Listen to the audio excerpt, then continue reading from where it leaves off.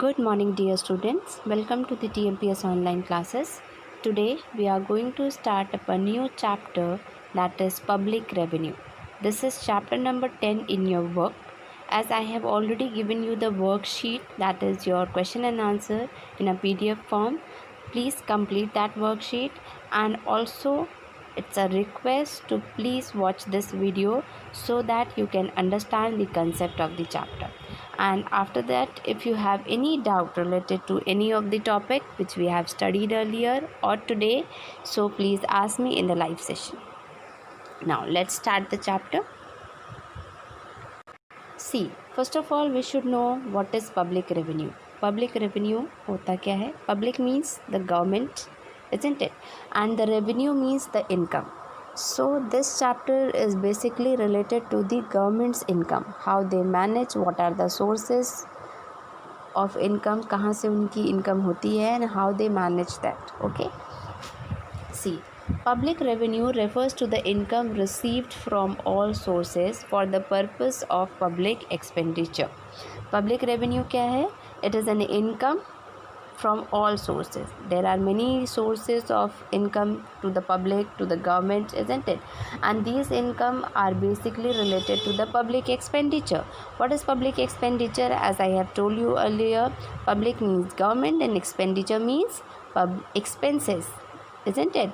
So in order to spend that expenses, in order to overcome that expenses, there should be necessity for the income. जाहिर सी बात है, कुछ भी हमें spend करने के लिए, कुछ भी हमें खर्च करने के लिए हमें इनकम ज़रूरी है. That is why this chapter is related to public revenue is used by the government to perform various functions and maximize social and economic welfare. और public revenue, that is income, क्यों important है? Why it is important? Because in order to operate various functions in the country, बहुत सारे functions होते हैं, बहुत सारे expenses होते हैं जो गवर्नमेंट को मैनेज करने होते हैं, isn't it?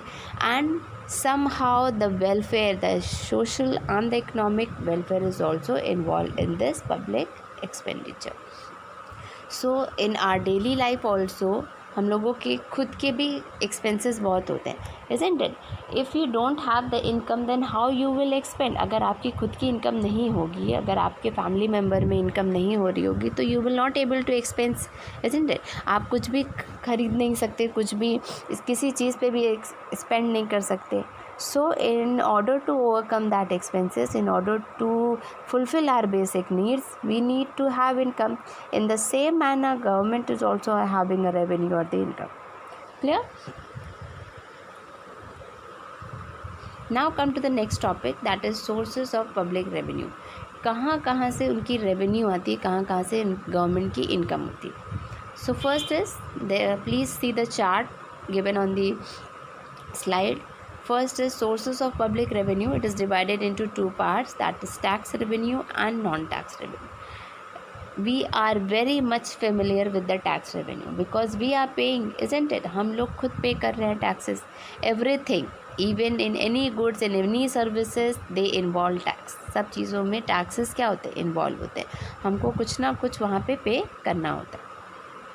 And there are also some kinds of revenue which do not involve tax, जो टैक्स के अलावा आते हैं. So tax is the big source of income for the government. Means बहुत ज़्यादा important होती है. अगर taxes वो applied नहीं करेंगे, they will not able to get any kind of revenue. Now again, the tax revenue is further divided into two parts, direct tax and indirect tax. What are direct tax? Direct tax means the taxes which are directly imposed to the person, and the person whom the taxes are imposed, they are only liable to pay the tax. Means किसी एक person पे अगर tax लगाया गया है और वो खुद उसी टैक्स को पे कर रहा है, okay, then that is known as direct tax. For example, your income tax. Suppose you are earning income, आपकी सैलरी परचेज, जब आप whenever you go for the job and you get a salary, जब आपको salary मिलेगी then they will cut the taxes on that income, okay. और बहुत सारी income वो जोड़ के उस पर टैक्स लगाते हैं, बहुत सारी इनकम पे टैक्स होते हैं, बहुत ज़्यादा गुड्स पे टैक्स होते हैं। सो वो क्या करते हैं, जो भी टैक्सेस डायरेक्टली कोई पर्सन पे करता है, जिसके ऊपर इम्पोज्ड हो, जिसके ऊपर टैक्स लगाया गया हो, सपोज़ मेरे ऊपर टैक्स लगाया गया है तो हम ही उस टैक्स को क्या कर रहे हैं, पे कर रहे हैं। I am the liable person to pay that tax, तो that is come under the direct tax. वो टैक्स किस में आएगा, आपका डायरेक्ट टैक्स में आएगा। Sorry. Next is indirect tax. Indirect tax means the tax which are imposed to a person they are not paying, some other person is paying. Like for example there are 3 members, 1 जो government है जिन्होंने tax लगाया, B second one this one producers और sellers जो होते हैं, जो goods and services पे टैक्स लगाए जाते हैं, तो हमारे प्रोड्यूसर्स पे या जहाँ पे जिस ऑर्गेनाइजेशन में आप जा रहे हो वहाँ टैक्स लगता है। And the third is we the consumer, जो एक्चुअल में पे करता है, ठीक। अब ये क्या करते हैं, गवर्नमेंट क्या करेगा, वो ऐसी ऑर्गेनाइजेशन में ऐसे प्रोड्यूसर्स को, रिटेलर सेलर्स पे टैक्स लगाते हैं। बट जो सेलर्स और प्रोड्यूसर्स होते हैं they are not paying the taxes, खुद की तरफ से वो टैक्स नहीं पे करते हैं। वो क्या करते हैं, वो कंज्यूमर पे टैक्स लगाते हैं, मीन्स उस टैक्स को जोड़ के बताते हैं, ठीक है, एड अप करके बताते हैं। But who are paying the taxes, consumers, जो कस्टमर्स हैं वो पे कर रहे हैं, लेकिन किसके थ्रू पे कर रहे हैं, सेलर्स के थ्रू पे कर रहे हैं। टैक्स लगाया किस पे है, सेलर्स पे, बट पे कौन कर रहा है, कंज्यूमर। आप पैसे दोगे ना सेलर्स को, whenever you purchase anything you including the tax, suppose you are going to the restaurant और हैविंग सम डिनर और लंच, ओके। सो टैक्स किस पे लगा है, रेस्टोरेंट के ओनर पे। And who is paying the taxes, the customer, the person who visited there. आप गए, आपके ऊपर टैक्स बोला कि ये टैक्सेस इंक्लूडेड है आपके बिल में, ठीक है, and you are paying to them, आपने उस सेलर और आपने रेस्टोरेंट ओनर को पे कर दिया। And now restaurant owner will pay to the taxes to the government. So this comes under the indirect tax, means आप पे कर रहे हो लेकिन इनडायरेक्टली कौन पे कर रहा है, कस्टमर पे कर रहा है, लेकिन लगा किस पे, सेलर पे लगा है। So this comes under the indirect tax. The best example of indirect tax is goods and services tax, okay, sales tax, ये सब क्या है, इनडायरेक्ट टैक्स में आते हैं। Clear? Now come to next. Now see, tax revenue. Taxes are the main source of public revenue. This I have told you earlier. Taxes refers to the mandatory payment levied by the public authority on individuals or companies to meet the expenditures required for the benefit of the people of the country. Means हमें mandatory होता है, compulsory होता है to pay the taxes, isn't it? We cannot waive off. If you want to waive off, you can file an ITR. Income tax return होता है, उसको आपको file करना पड़ता है. But it is the further process. Initially, it is important to pay the taxes or mandatory. The taxpayer does not receive a definite and direct favor from the government in return for the tax paid by him. और उसको जो tax पे कर रहा है, जो tax payer है, they will not get the return. खुद का रिटर्न उसको नहीं मिलेगा. अगर उसने खुद पे किया है, उसको खुद का उसका रिटर्न नहीं मिलता है, ओके. उसके बेनिफिट्स नहीं मिलते हैं. गवर्नमेंट को थोड़ी ना पता है कि किसने क्या पे किया.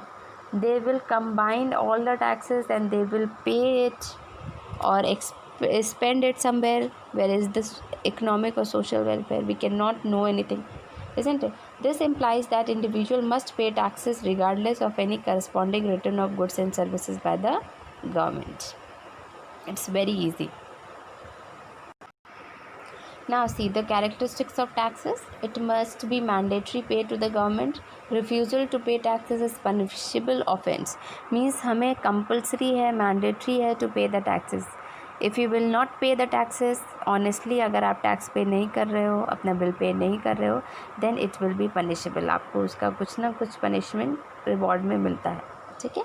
Second is there is no quid pro quo between a taxpayer and the public authority, which means that the taxpayer cannot claim any specific favor in exchange for the tax paid by him.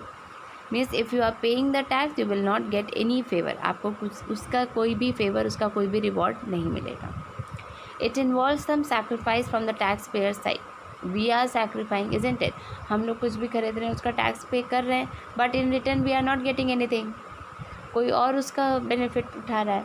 So it is from our side sacrifice ही एक तरीके का. Last is a tax is not a fine or penalty for disobeying a law. Means ये tax किसी तरीके का fine या penalty नहीं है कि अगर आपने कोई भी लॉ ओबे नहीं किया, कोई भी रूल्स एंड रेगुलेशंस ओबे नहीं की, then it will be a penalty. No, it is the mandatory authority from the government to receive a tax, okay, by the customers.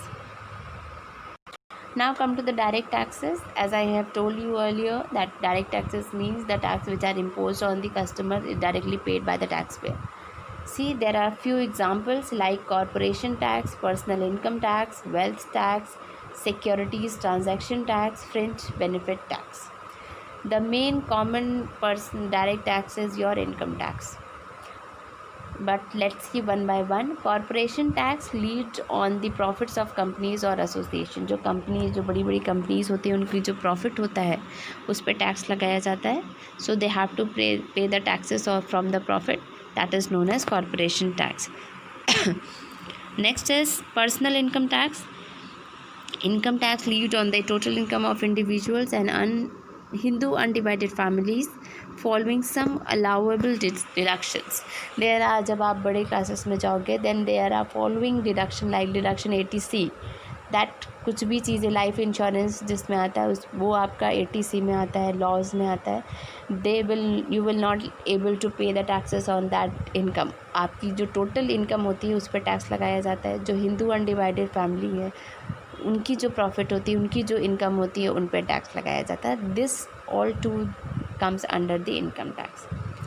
In India, personal income tax is levied on as a progressive tax, that is, individuals falling in higher income brackets are subject to higher tax rate. This ensured that equitable distribution of tax burden in the country. Progressive taxes means जिसकी income ज़्यादा है उसके percentage of tax भी ज़्यादा होंगे. Okay, and why this will happen? To equalize the distribution of incomes, so that जो आपकी income है, जो टैक्सेस का बर्डन है, वो इक्विटेबल हो, सबके लिए बराबर हो. Next is wealth tax. Lead on the net wealth of individuals and Hindu undivided family. Hindu undivided family और इंडिविजुअल्स की जो नेट वेल्थ होती है, wealth means your income, your money, उस पर लगाया जाता है. Securities transaction tax imposed on the value of transaction involving delivery based equity. Means ये ट्रांजैक्शन, जो सिक्योरिटीज़, जो आपकी ट्रांजैक्शंस होते हैं, जो एक दूसरे को आप क्या करते हो, भेजते हो चीज़ें, पेमेंट करते हो, उस पर जो टैक्सेस लगाए जाते हैं, that is securities transaction tax. Fringe benefit tax imposed on the employer on the value of fringe benefits provided to employees for the lateral collective enjoyment. Fringe benefit tax employers जो होते हैं उनकी salary पे लगाए जाते हैं, उनके benefits पे लगाए जाते हैं, क्योंकि उनको उससे उसका जो बेनिफिट होता है, जो इन्जॉयमेंट होता है, वो उस पर टैक्स लगता है. Clear? Now, indirect taxes, your union or central excise duties, custom duties, service tax. Union और excise duties levied by the central government on the production of commodities in India. जितनी भी टोटल प्रोडक्शन है, जो भी commodities है, जो भी product है, उस पर टैक्सेस लगते हैं. In recent year excise duty is impose on a very large number of commodity. Excise duty आप जो बाहर से इम्पोर्ट की जाती है चीज़ें, प्रोडक्ट्स, कमोडिटीज़, उस पर लगते हैं. Custom duties both imports and exports. Means अगर यहाँ से कोई सामान बाहर जा रहा है, कोई फॉरेन कंट्रीज़ में जा रहा है. Export and import means foreign country से सामान अपनी कंट्री में लाना, और export means giving outside to the foreign countries, अपनी चीज़ें बाहर कंट्री में बेचना. तो वो जो एक्साइज ड्यूटी, जो कस्टम ड्यूटी होती है, वो इस पर लगाई जाती है. Import duties in India are typically levied on an ad valorem basis, that is a percentage of the price of the commodity. Last is your service tax. Levied on the services provided to individual. Service tax भी लगते हैं. Suppose you are going to the restaurant, वो आपको service provide किए. Hotel आप कहीं stay कर रहे हो तो वहाँ पे भी सर्विस प्रोवाइड होती है, तो उस पर भी टैक्सेस लगते हैं. Service tax was introduce in India in 1994 to 1995 to generate revenue from the rapid growing service sector. जो हमारा tertiary sector है, that is the your this thing service sector, is it clear? तो जो टर्जरी sector होता है वो हमारा क्या है, service sector. Nowadays our country is totally depend upon the service sector, isn't it? So this in order to overcome this, the service tax will imposed. So today we have done two the sources of public revenue. The first is direct tax and second is indirect taxes. In the next class we will continue with the same chapter with the next topic, that is non taxes revenue. आज हम लोग ने tax revenue पढ़ा. In the next class we will done with non tax revenue. But before that, please go through the chapter once again and don't forget to like, share and subscribe the channel. Thank you. Have a nice day.